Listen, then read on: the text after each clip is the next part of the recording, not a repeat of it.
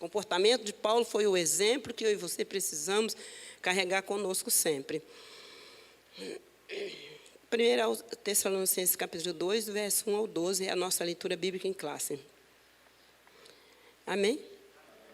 Porque vós mesmos, irmãos, bem sabeis que a nossa entrada convosco não foi vã, mas havendo primeiro padecido e sido aprovado em Filipos, como sabeis, tornamo-nos ousados em nosso Deus para vos falar o evangelho de Deus com grande combate. Ninguém vai pregar o evangelho e achar que é mamão com açúcar, né? 3. Porque a nossa exortação não foi com engano, nem com imundícia, nem com fraudulência.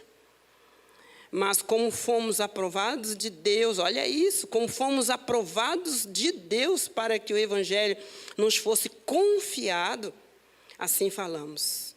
Não como para agradar aos homens, mas a Deus que prova o nosso coração. 5. Porque bem sabeis, nunca usamos de palavras lisonjeiras, nem houve um pretexto de avareza, Deus é testemunha. E não buscamos glória dos homens, nem de vós, nem de outros.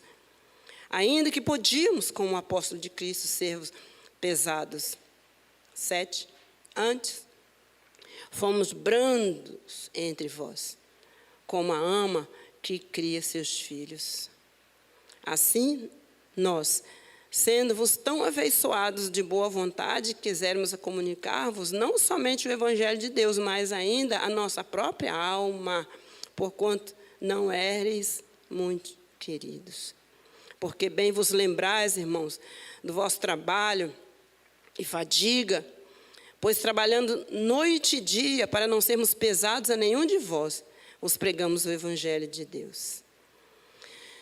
Vós e Deus sois testemunhas de quão santo, justo, irrepreensível nos ouvemos para convosco os que crestes.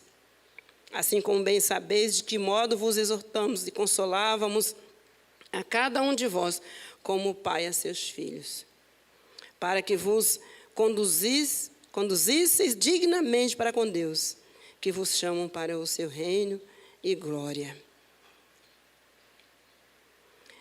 Paulo, nessa passagem bíblica, ele coloca para nós que ele, sendo o apóstolo Paulo, o que estava mais próximo de Cristo, hoje nós estamos bem distantes, falo de história, de data. Era como se lá ele tivesse, está tudo fresquinho, está tudo bem mais fresquinho para Paulo do que para nós, os acontecimentos em relação a Jesus, né? E aqui Paulo, ele já padeceu, mas sofreu esse homem. Nós já estamos dando um tempo e deu para a gente perceber como foi sofrido. E ele, quando coloca para a igreja, ele coloca preocupado. A preocupação de Paulo foi ao extremo. Ele chega a implorar a igreja, como hoje nós falamos, fulano implorou. É o Espírito de Deus em Paulo. É o Espírito de Deus no pastor, no diácono, na diaconisa, que faz chorar por aqueles que ainda estão começando a caminhar. E esse começando a caminhar, irmãos, não é porque chegou ontem, não. Às vezes tem 30, 40 anos de crente, mas ainda nem sequer está engatinhando. Às vezes, crente que conhece a palavra e já teve até experiência com Deus algumas vezes, mas tem desânimo de buscar de madrugada, de ler a Bíblia todos os dias, fazer um culto doméstico todos os dias, orar, reverenciar, buscar o Senhor. É um desânimo que não deixa a pessoa crescer, e a pessoa percebe isso, mas relaxadamente vai levando a sua vida. E o apóstolo Paulo aqui, ele chora por esse tipo de irmãos que têm desânimo de buscar crescimento. Ele chora por essas pessoas. E aí ele coloca, olha, quando eu cheguei para vocês para trazer o evangelho, não foi com mentira, não foi com nada errado, não foi para explorar vocês financeiramente. Ele era fazedor